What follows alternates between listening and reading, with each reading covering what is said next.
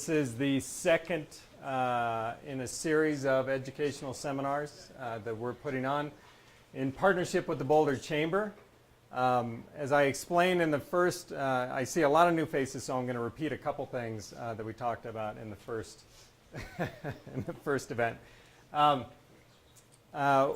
We put this series of seminars together because as we were marketing online marketing services to small business owners, we found a lot of confusion about what these techniques are and what they do, and there was a lot of education required for us to even get far enough to sell them what we were trying to sell them. And as we were discussing that with the members, with the Boulder Chamber, together we came up with the idea for a series of educational seminars. So we're not selling you anything. We're going to talk about agencies tonight, but not in the context of selling. What we're trying to do is teach you about the kinds of things that we do or other agencies like us do, but more importantly, the kinds of things that you can do to market your business to a local audience using online tools. It's different than that we would use for a national audience. There's a whole different set of tools. So in the first edition or session of this event back in November, we did a quick overview of, I think, 7 or 8 techniques, very highlighted. That video is available on YouTube and on SlideShare. If you would like to know how to get there, you can go to the meetup.com site. In the bulletin board, I have the links, or if you'd like to just send us an email, I'll send you a direct link to those. Those have been relatively popular. I think we have about 600 views of those videos, which tells me that we're sort of onto something, that this is material that is relevant and needed in the space. So that's why we're videotaping tonight. You will see the videos up in a few weeks on, again, YouTube and SlideShare. Tonight is the first sort of deep dive that we're going to do on one of these techniques, and it's going to be about local listings, obviously. And as I mentioned here, local listings are the new yellow pages. With all of these topics, well, I have a slide on this, I guess. We're going to talk about what is the tool, what are local listings, why do they matter to you as a business owner trying to reach a local audience, how do they work, and with regard to how do they work, what can you do yourself, what do you really need an agency to do, and if you're looking for an agency, what should you look for in an agency in that specialty. And then at the end, I'll talk about what we're going to discuss in the next session and some final wrap-up thoughts. Does that make sense to everybody? All right, I'm going to give an introductory section that really talks about the market situation for local listings. Laura Baker, our specialist in local online marketing, is going to get up and talk in detail about how these things work. So I'll talk about 10 minutes. She'll talk about, I would guess, about 35 or 40 minutes, and then I'll wrap up with 5 or 10 minutes at the end.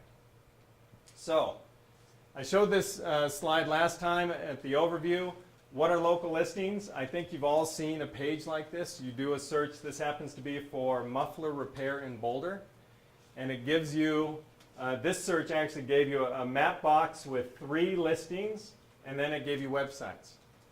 I'll guarantee if I did this search again, so I did this back in November, and I took this screenshot. If I did it again today, it would be a very different page. That's how dynamically this market changes, and how Google is changing the rules constantly for local search.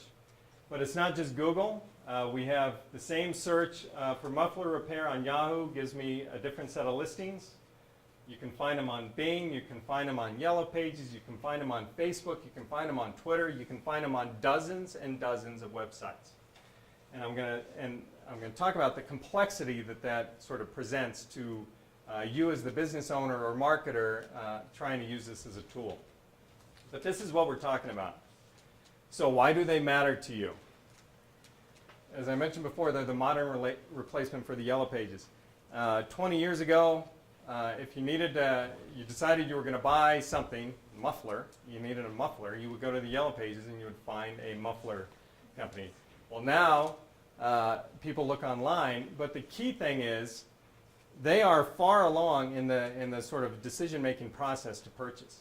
Right? They've already identified a need and a possible solution set Now they're looking for somebody to give them that solution, whether it's a product or a service. And so if you're not present in that part of the decision process, you may not have been marketing to them when they were identifying their need, right? And that's okay if you can capture them later. This is very far along in the decision process, so you need to be there so that you can capture them.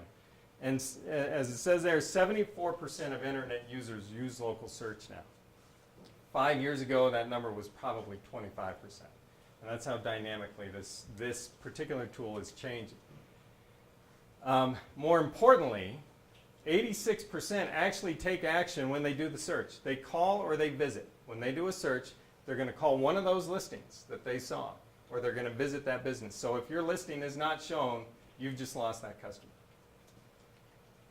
And to me, the most amazing thing is 67% of searchers, 20 to 45, said that when they look at that list, the ones that are on the list, they believe are highest recommended or most authoritative. Now, we all know that's just crap, right? There's a lot of techniques to get companies up there, and that might have to do with authority or might have to do with recommendations, or they might have a really good agency. But it's important, if this is the way the results are interpreted, you need to be in those results.